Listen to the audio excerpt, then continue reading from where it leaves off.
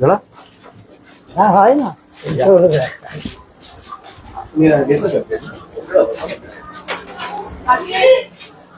हाय कोण पुढे जाऊ ना तिथं.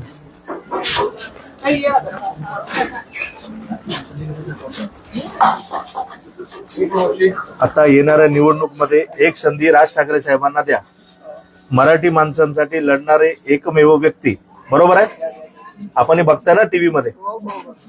काय झालं आता साहेब लढतात मराठी भाषेसाठी, तर दुसरे जे मतदान आहेत ते सगळे साहेबांपासून लांब चाललेत.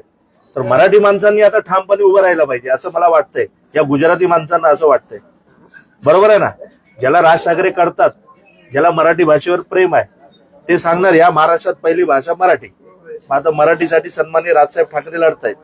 तर आपण सर्वांनी साहेबांबरोबर ठामपणे उभे राहा प्लीज.